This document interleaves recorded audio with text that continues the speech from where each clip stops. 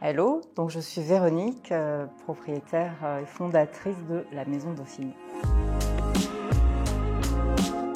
La Maison Dauphine, c'est une maison bourgeoise dans le centre-ville d'Aix-en-Provence et dans laquelle j'ai imaginé deux activités. Donc une activité d'hébergement, c'est une maison d'hôtes. Ce ne sont pas des chambres mais des appartements que je loue à la nuitée pour un public qui reste entre une et quelques nuits.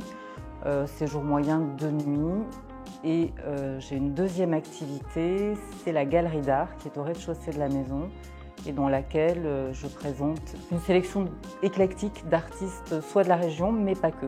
Également des artistes français, étrangers qui présentent leurs œuvres et dont je vends les œuvres. Alors pour moi, le principe de coup de cœur, et alors en plus du moment, je ne suis pas trop fan. Je pense que tout ce qui est du moment et tout ce qui est coup de cœur, c'est quelque chose qu'on va souvent beaucoup voir, trop voir, pour finir ne plus avoir envie de le voir du tout. Donc moi, je suis plutôt adepte, on va dire, d'une architecture d'intérieur plus durable, avec des meubles aux formes, aux lignes intemporelles, avec des matériaux intemporels comme le bois. Donc c'est en général pas trop du moment, c'est plus dans le durable.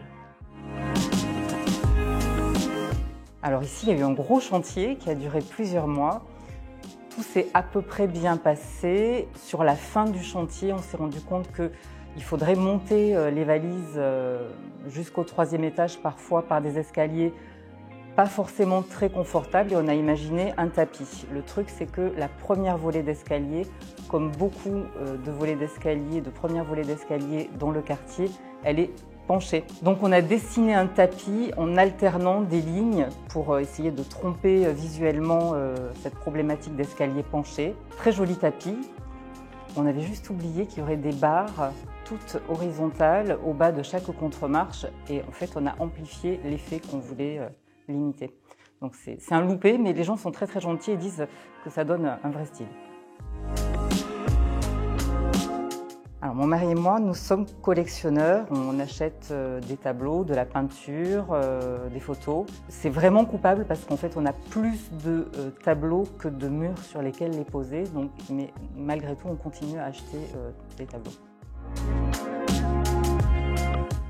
Alors on se sent bien dans un intérieur quand on l'a conçu en fonction vraiment de qui on est, de son mode de vie et pas de ce qu'on a vu dans les magazines, dans les salons. Si on veut imiter ce qu'on a vu dans les magazines, souvent on est déçu parce qu'on n'arrivera jamais à faire aussi bien, à avoir les mêmes volumes, à avoir la même lumière. C'est surtout partir de soi, réfléchir à comment on vit. Et en ce moment, c'est la mode des canapés blancs, j'en vois partout. Si vous avez des enfants, un chat, un chien, il faut oublier, quoi. Tomate et parquet. Vraiment, j'aime les deux et en plus, ça se marie très bien. Papier peint. Plutôt lampadaire. Les suspensions, souvent, ça donne une lumière plus directe qui crée des ombres pas forcément toujours très intéressantes en déco. Donc plutôt lampadaire.